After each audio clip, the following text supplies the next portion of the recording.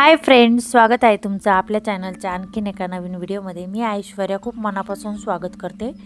तर आपण चाललो आहे नाशिक रोडच्या मुक्तिधाम मंदिरामध्ये फिरायला। तर इथं तुम्ही पाहू शकता हे मंदिरचा परिसर आहे सगळा। इथं सगळं असं आजूबाजूला दुकानं स्टॉल वगैरे सगळं मंदिराच्या परिसरमध्येच येत आहे। तर सकाळी 8-8:30 वाजले होते आणि आम्ही गेलो होतो आवरून दर्शन करायला मंदिराच्या। मुक्तिधाम मंदिर आहे नाशिक रोडचं, खूप छान असं फेमस मंदिर आहे। खूप लांबून लोक इथं बी दर्शनाला येतात। म्हटलं चला आता तुम्हाला पण शेअर करावं याचा ब्लॉग। तर हे मंदिर तुम्हाला कसं वाटलं हे कमेंट करून नक्की सांगा। आणि खूप छान आहे या मंदिरचं स्ट्रक्चर, खूप छान आहे सगळीकडनं, म्हणजे पूर्ण मंदिर जे आहे ना ते मार्बलमध्ये बांधलेलं आहे पांढऱ्या।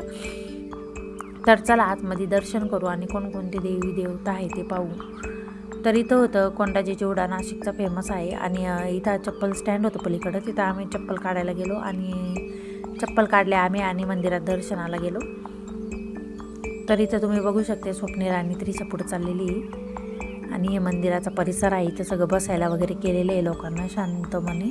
खूप छान वाटत होतं, खूप प्रसन्न वाटत होतं सकाळी, म्हणजे असं मस्त वाटत होतं एकदम। एक वेगळीच एनर्जी म्हणतात ना मंदिरात आल्यावर येते, तसली एनर्जी वाटत होती। आणि हे मंदिराचं पूर्ण स्ट्रक्चर आहे, मी तुम्हाला म्हटलं ना की हे पूर्ण असं पांढऱ्या मार्बलमध्ये बांधलेलं आहे। खूप छान मंदिर आहे, तर नक्की विजिट करा या मंदिराला। जर नाशिक रोडमधले असले तर कमेंट करून सांगा की तुम्ही गेलेले आहे की नाही या मंदिरामध्ये। तर इथं सगळ्यात आधी एंट्री केली का इथं आपल्याला आधी साईबाबा दिसतात डावीकडे, आणि समोर दिसतात राधाकृष्णाची मूर्ती आणि राम लक्ष्मण सीता आणि विष्णू आणि लक्ष्मी यांच्या मूर्त्या आहे समोर। आणि डाव्या बाजूला साईबाबापासून आम्ही दर्शन घेतलं तर इथं साईबाबा होते आणि साईबाबा बरोबर अजून महाराज होते, जसे की गजानन महाराज आणि गाडगे महाराज, असे सगळे महाराजांचे फोटो होते। आणि वरती स्वामी समर्थांची खूप छान अशी फ्रेम लावलेली होती। आणि 15 ऑगस्ट होतं त्यामुळे मंदिरावरती असं डेकोरेशन केलेलं होतं, ते पण मी तुमच्याबरोबर शेअर केलं। आणि पुढे गेल्यावर इथं होती विठ्ठल रुक्मिणीची मूर्ती होती खूप छान अशी। आणि एका बाजूला तुकाराम होते, तर एका बाजूला ज्ञानेश्वर महाराज होते। आणि इथं दुर्गा माताची मूर्ती होती, गणपती बाप्पा होते, दत्त महाराज होते, परत अजून भरपूर देवी देवता होते। आणि इथं संतोषी माता होत्या, तुम्ही बघू शकते। खूप छान अशा त्यांना नटवलं होतं, मस्त वाटत होत्या। आणि इथं सगळे संत होते अजून थोडे, तर त्यांचं बी मी शूट केलं आहे, नावं मला काही माहिती नाही। आणि इथं तिरुपती बालाजीचं होतं, श्री वैकुंठ धाम असं लिहिलेलं आहे वरती। आणि इथं नवनाथ होते, तुम्ही बघू शकता इथं नवनाथाचं आहे। आणि इथं महावीर महाराज, गुरु नानक, परत नवग्रह पण होते। आणि पुढं अजून हे सगळे नवग्रह होते। आणि पुढं अजून पण आहे मंदिरं। तर हे सूर्य भगवान आहे, सूर्यनारायण महाराज, आणि हे श्री स्वामीनारायण आहे, वरुण देव, त्यांना झुलेलाल म्हणते का।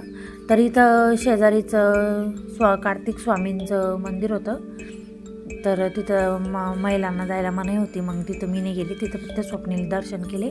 आणि इथं सीतेला कसं हरण केलं होतं त्याचीसुद्धा अशी वर्णन गोष्ट लिहिलेली होती, तुम्ही बघू शकते। खूप छान होतं, खूप मस्त वाटलं इथं दर्शन करून, खूप सुंदर होतं। आणि इथं आम्ही आता पुढं गेलो 12 ज्योतिर्लिंग करायला। इथं 12 ज्योतिर्लिंग लावलेले होते, तुम्ही बघू शकते। आणि मागं जो तुम्हाला दिसतोय तो हिमालय पर्वत दिसतोय, तर त्याच्यावर हिमालय पर्वतावर तिथं महादेव आणि पार्वतींचं त्यांनी असं बसलेले होते, डेकोरेशन केलेलं होतं। त्या महादेवाचे सगळे गण दाखवलेले होते तिकडं, खूप छान असं नंदीबैल वगैरे दाखवलेला होता।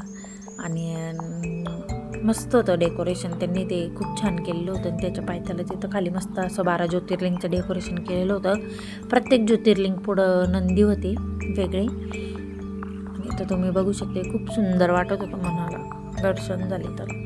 तिथं मागं पण 2-3 ज्योतिर्लिंग आहे, कारण की इथं बसली नसेल म्हणून त्यांनी तिथं मागं ॲडजस्ट केले ते।